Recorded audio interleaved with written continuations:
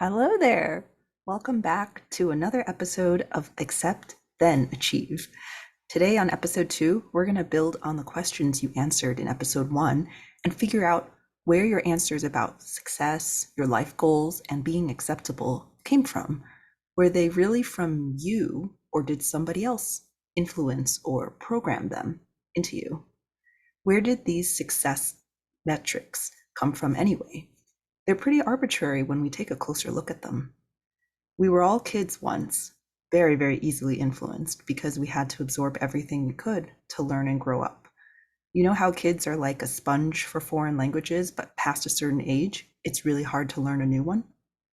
That's how malleable and open we are to everything when we're young, even to unconscious messages which were implied or taught by role models. Do what I say, but not what I do. But you know how it is. We usually end up paying attention to what they do more than what they say.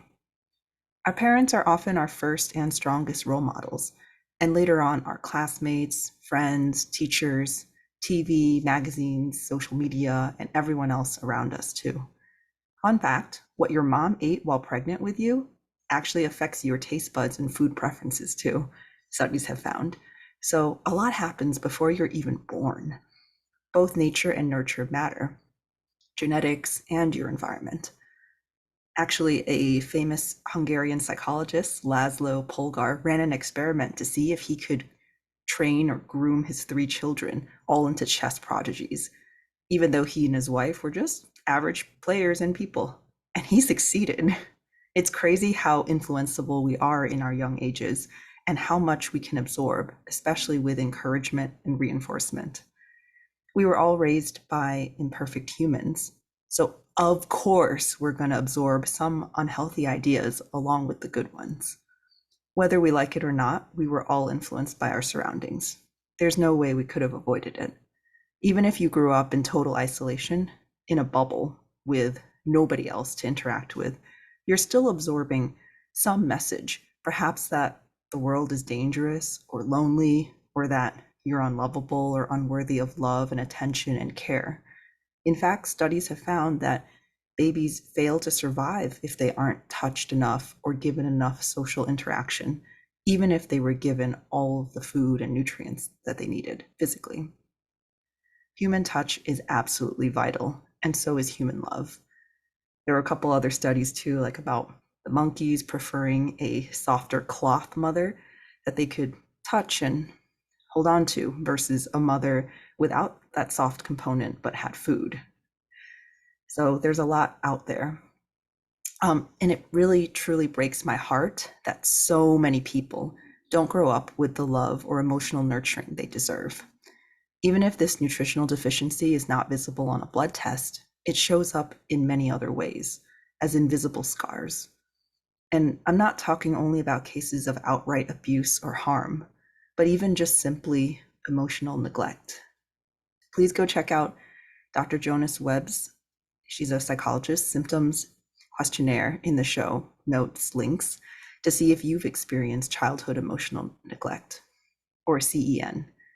If you are a high achiever or overachiever, always striving to prove yourself because you don't feel like you're enough, you may have experienced this. Even if you remember your childhood as mostly happy, neglect is much, much more about what you didn't get as opposed to what you did get. And that's much harder to remember or pinpoint. And most of us don't know what we were missing until we see the devastating effects it has on us in adulthood, such as chronic feelings of emptiness, restlessness, discontent, feeling out of place, this unbelonging feeling, low self-esteem, low self-worth, inability to make decisions or know what we want, need, feel, or prefer, and many other symptoms. Not getting what you needed to develop into a thriving, fully functional, and healthy adult is just as important as how you were treated or what happened to you. Some of us were treated harshly, cruelly, or unfairly, physically, verbally, or emotionally, but childhood emotional neglect is a subtle and often overlooked issue. I'm glad it's now getting more attention.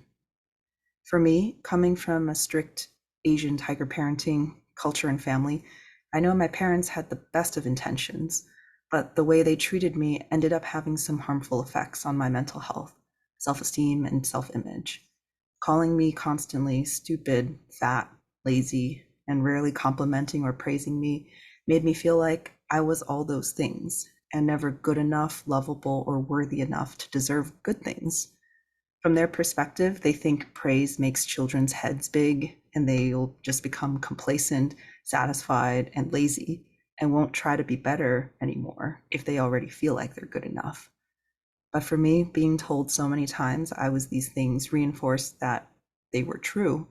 And every time they were said out loud, it felt more and more true. And I noticed I started talking to myself that way too, being really, really hard on myself, since my inner critic's voice came directly from what I was used to hearing and heard most often. An experiment done by David Bredehoft found that we are impacted by words greatly, or at least our bodies are, even just on a subconscious level. When he asked participants to hold up their arm in resistance to being pushed down, the arm couldn't actually do it after saying out loud, "I am a weak and worthless person," 10 times. So crazy, right? It sure isn't true that sticks and stones may break my bones, but words can never hurt me.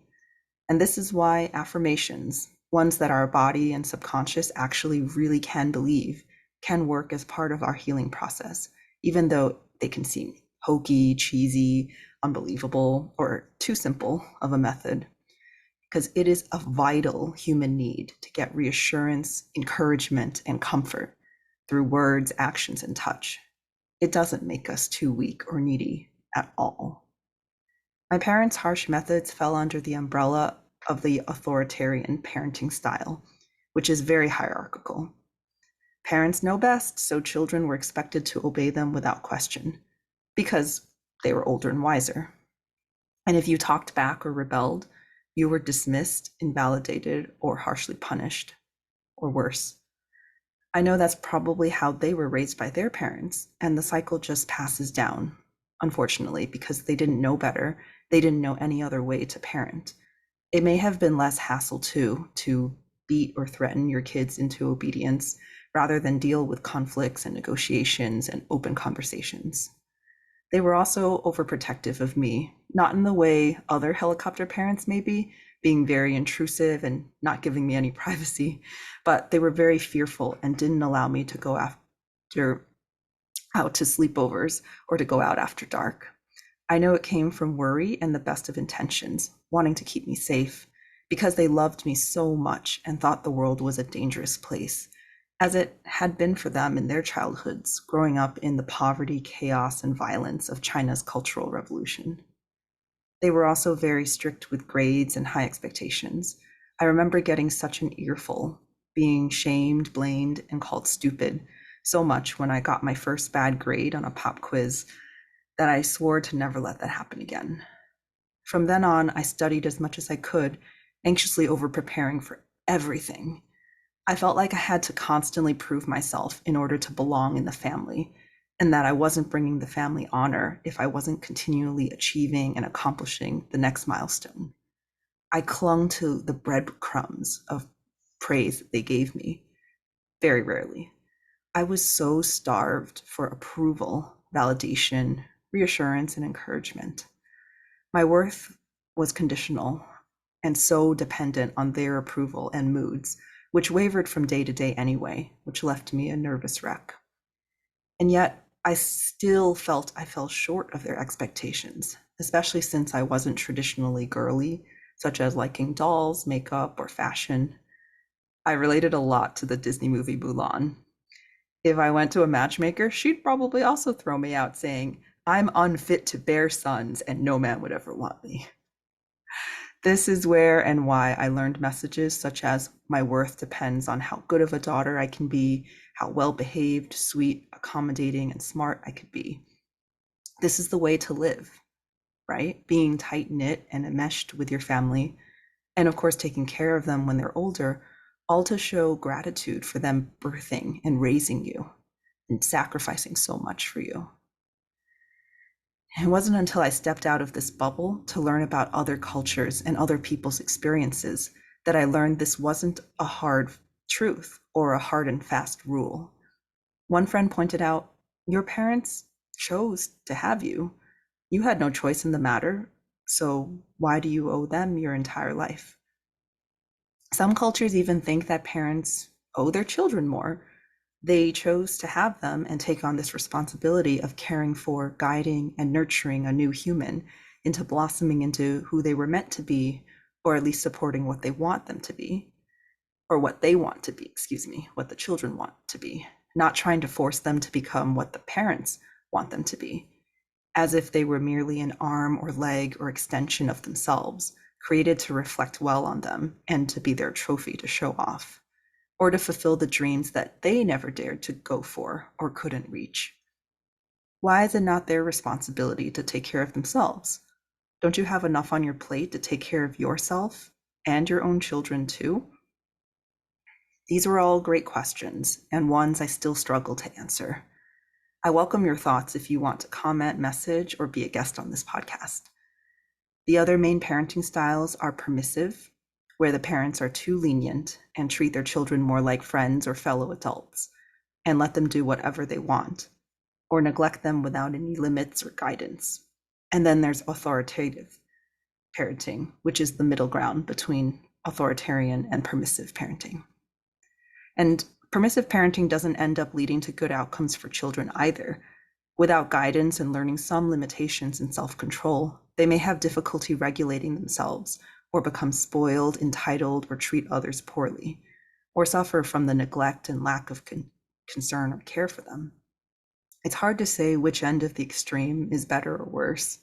However, studies have found that the best is the middle approach, imposing some discipline and restrictions, but providing this guidance in a loving, nurturing way, and giving kids some freedom to make their own decisions, ideally in a gradual way as they get older, increasing responsibilities in a way that is manageable for them. This requires attunement to the child, though, knowing them deeply and what works for them, a sort of sensitivity that some parents lack, especially if they never learn to be sensitive to their own internal world and emotions. We can only do as much as we've learned to do for ourselves, and we do things the way we saw our parents and role models do. Also, praise, encouragement, and positive reinforcement are vital to healthy development, something that is not practiced in many cultures, such as my own. Criticism was aplenty of what I was still missing or lacking or not doing well enough, but rarely was I told, "Good job," or "I'm proud of you." My straight A's were glanced at and nodded off, as if they were expected and no big deal. For me, it only made me work harder to try to get some recognition, but for others, it may have resulted in them giving up and wondering, what's the point anyway, if all they ever got was a lukewarm response or criticism, in the best case scenarios. The DSM, which is the Diagnostic and Statistical Manual of Mental Disorders, now recognizes chronic or complex post-traumatic stress disorder, or PTSD, as an official diagnosis, which I'm so glad for, which it often comes from just not one traumatic incident, but years of being treated a certain way, often in childhood where children were powerless to change their circumstances, or they did not know better, or chose to stay anyway because they were so attached to their caregivers that the thought of changing to unknown ones was even more terrifying than staying in an awful situation. This is not to say that all strict parenting is abusive. There's a wide range, and it's full of complexities and nuances. And all this isn't to blame parents either. With some exceptions, I truly believe that every parent loves their child and tries their best for them in their own way, to the best of their knowledge and capacities. Some struggle with their own demons, mental health issues, addictions, poverty, job instability, or other issues. Or perhaps they have too many people to care for, so it's very hard for them to do justice to everyone. Nobody had a perfect or ideal childhood. Back to the topic of programming. Our families are definitely one place we learn spoken and unspoken rules about the world, what the meaning of life is, and often the importance of fitting in, what is normal and acceptable or unacceptable. We also learn from our peers, friends, classmates, teachers, strangers, and the media. We're constantly bombarded by messages of what life should be like. Now that how we should be, look, think, dress, act, or do. Most kids are pretty happy with themselves and their bodies until they learn to compare themselves to others and an impossible ideal standard, which only a small fraction ever actually meet, about 10%. What you see in magazines and TV are often fake. They're photoshopped, airbrushed, altered, or taken at certain flattering angles only. They don't show the whole picture. One study found that by age 13, 53% of American girls reported that they're unhappy with their bodies. This grows to 78% by the time the girls turn 17. That's heartbreaking. This is so crazy because the ideal body is so different depending on the culture. Some value more curvy bodies, some more slender, some pale, and some more tanned. The very fact that there is such variation should tell us that there is no one right way to live or one right standard. There is so much comparison, made worse especially by social media, which sets unrealistically high expectations. It shows only the highlights of someone's life and never actually represents their entire life. It makes us feel worse about our lives and where we're at, because it's impossible. It's not a fair comparison at all to compare someone's cherry-picked beautiful flowers from their garden to our entire garden with its whole range of flowers and fruits and plants and weeds, because they're not showing us their weeds, which makes us feel bad for having ours. Increased screen time, advances in technology and texting, and the COVID-19 pandemic have left people more lonely, isolated, and dissatisfied than ever before. And as a result, we tend to be even harder on ourselves and even more vulnerable to this automatic comparison game. But with awareness, we can choose whether we want to continue playing this game or not. Ads know just how to manipulate us, our weak points, and take advantage of all of our senses too, such as smell, taste, and imagination. Did you know that even if we aren't aware of it, we're still being influenced? A study found that when they flashed a picture of a certain soda brand during a movie, when it was done so quickly that people didn't even consciously register it, this subliminal message still affected them and made them more likely to crave that soda brand. It's so crazy how easily influenced we can be, even when we don't realize we're being influenced. A lot of other times, other people influence us simply by leading by example too. If your friend buys a luxury car, say, you might feel pressured to do the same, to keep up with the Joneses, as they say. Especially if you came from a family that constantly compared you to others in efforts to motivate you to do better.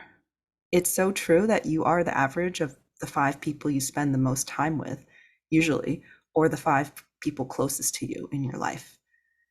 We are not truly solid matter. We are all made up of atoms with its particles, the protons, neutrons, and electrons moving within empty space in between them.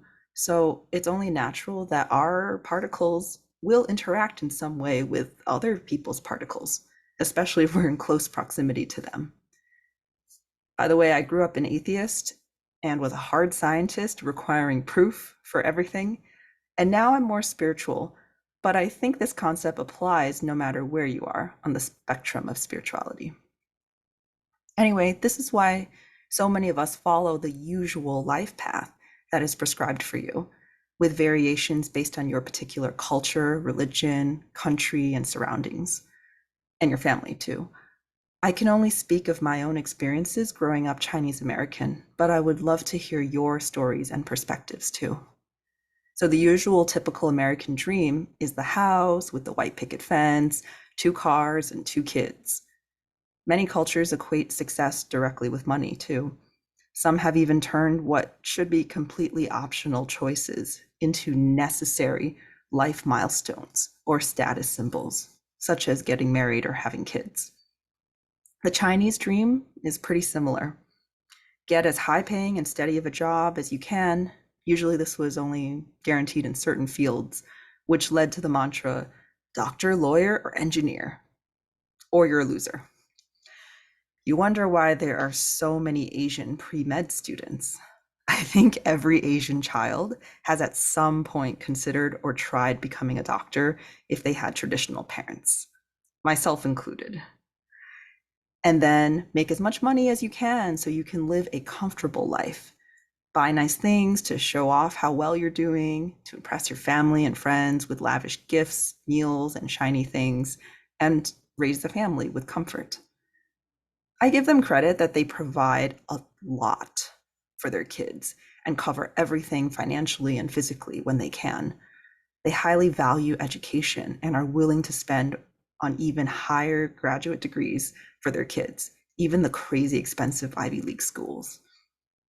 They really try to give their kids every opportunity that they can for them to lead hopefully better lives than their parents, especially if they were immigrants to a supposedly better country.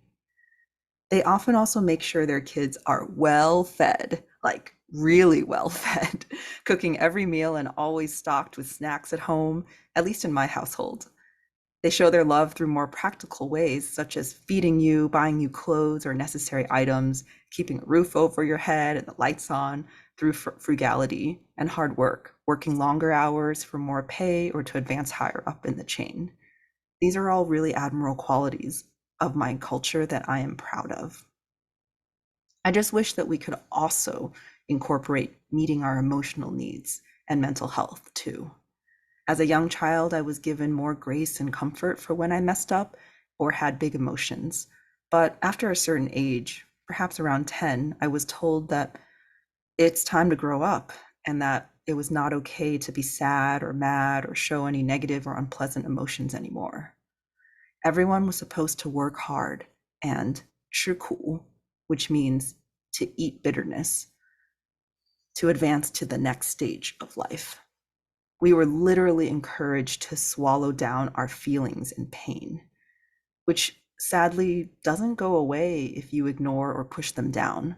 They always find a way eventually to come bubbling back up or leaking out in other ways against our control, and often worse than being pent up. It's often worse after being pent up than if we had healthily expressed, processed, and dealt with them in the first place. Or they can come out as chronic pain in our bodies that we carry with us for the rest of our lives. But more on this later. Anyway, those two cultures I grew up in led to this well-paved path that was laid out for me.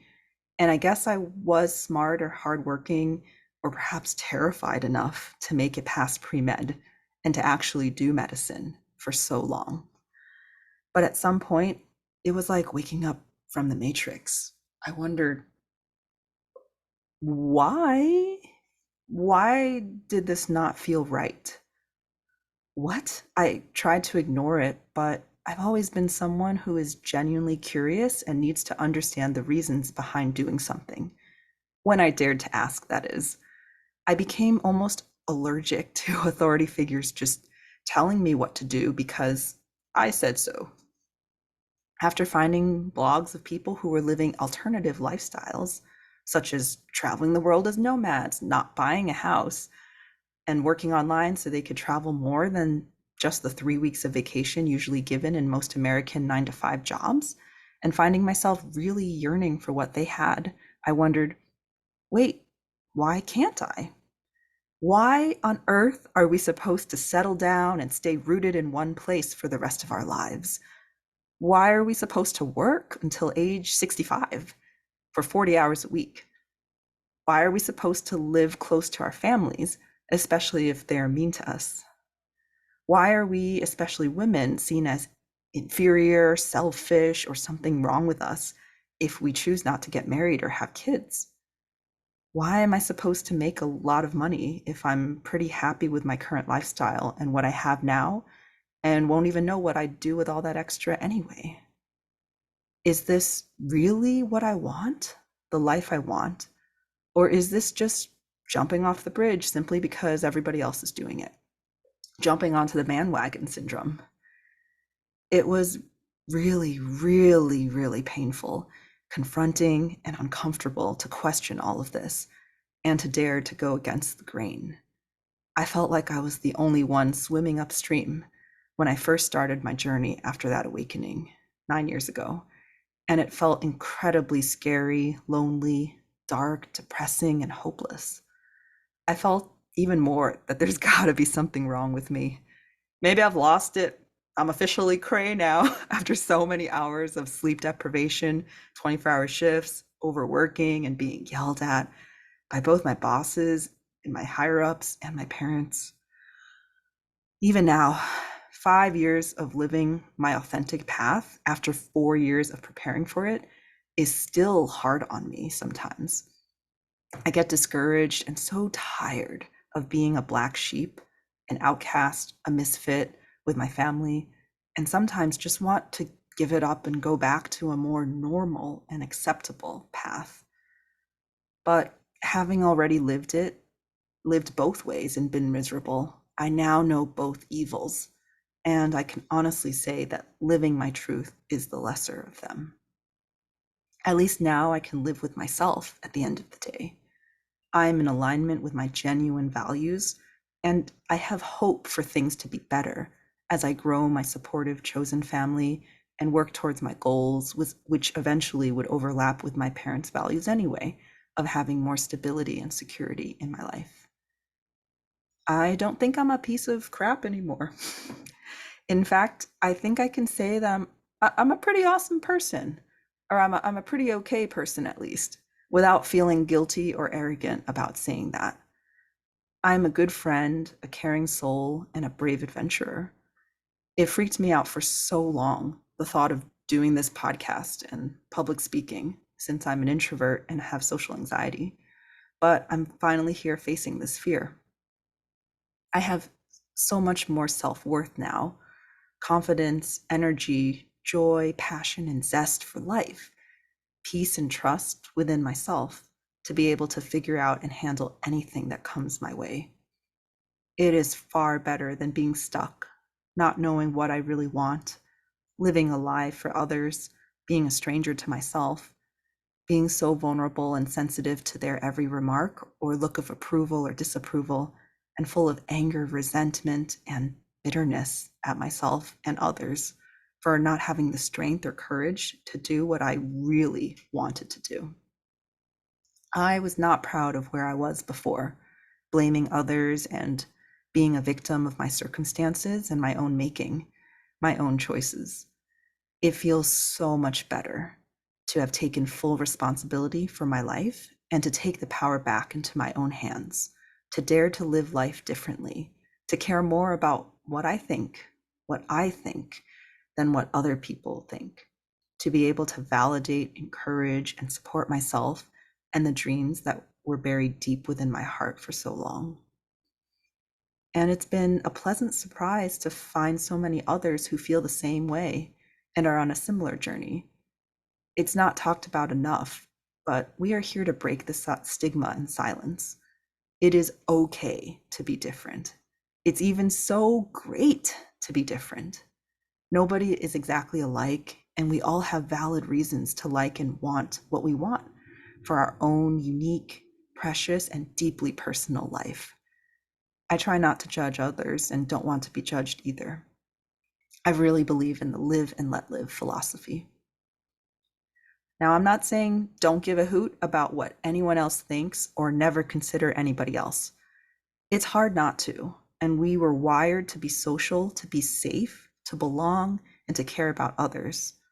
I'm just saying to consider yourself too, to find a balance that ideally creates a win-win scenario for everyone. And if not, then one that is a middle ground somewhere, as long as it doesn't harm anyone, yourself included. If you continue sacrificing your true self, living a life that is not yours, living a life according to everyone else's standards and expectations, you soon won't have any more of yourself to give or live. There's a quote by Raymond Hull that says, "He who trims himself to suit everyone else will soon whittle himself away." Oof, that hits. You may become a walking shell of a person, living the life of a zombie on autopilot, numb, aching for true or full expression, never allowing yourself to experience true joy, bliss, passion, or belonging. If you have to change or contort yourself to belong to a group, that is not true belonging, and that is not sustainable. It becomes exhausting to hide who you really are. But if you can fully be yourself, know that you are worthy and acceptable already, just as you are, however you are, and you find people who can see, know, and celebrate your true you, well, that sense of peace and belonging is on a whole nother level. Even if it's painful to break away and go against what you've always known and whom you always belong to, I promise you that you can and will be able to find belonging again, and even a deeper, richer, and truer sense of belonging. Once you find that within you and accept yourself fully, then you can go on to achieve things that only you can do for this world, or just for your loved ones, or community, or even just for yourself. I loved Brené Brown's quote, "True belonging is believing in and belonging to yourself so deeply that you can share your most authentic self with the world and find sacredness in both being a part of something and standing alone in the wilderness." True belonging doesn't require you to change who you are. It requires you to be who you truly are. And if you never dare to find or show who you truly are, you never can truly belong. If there's anything I hope for you to take away from this episode, it's that you deeply matter, and your genuine beliefs, desires, and opinions are all valid. You count, even if it's only you are prioritizing or considering in this moment. It is not selfish at all. Because when you deeply settle into belonging to yourself, you will create unbelievable ripple effects for other people, whether directly or indirectly. You will have so much more to give, and you can inspire even strangers with how truthfully you dare to live. We humans also have a natural drive to contribute to others or to something larger than ourselves, and you naturally will once you find your groove, your unique song and voice. Don't worry, it's not selfish to take care of you. I hope you'll use these prompts to question your past programming and influences, explore every area of your life, get to know them and yourself deeply and clearly, so you can reach an even greater level of belonging in your life. Number 1, what was your upbringing like? What cultural, religious, or other influences did you have? What are you happy and proud of? And what did you wish was different? And what style of parenting would you say best fit your caregivers? Number 2, where did all of your metrics and goals from episode 1 come from? Are these desires and metrics genuinely yours or others? Number 3, if you were the only human on Earth, would this still be true? Or if you were king or queen of the world, or God, or leader, and had total free reign and could create a world or system, what would you set as the metrics for what would be a good life or a successful life? Or another way of thinking about this, how would you live your life if no one ever knew about it or no one could ever find out about it? What would you do or not do? And number 4, just a one to ponder on, why do you think it's better to be in the majority? Any reason other than social ostracization or the pain and loneliness of being different? Being judged, shamed, picked on, yelled at, criticized? Do you think more people doing it automatically means that it's better? If so, why? In summary, we all got our current beliefs, rules, worldviews, and goals from somewhere.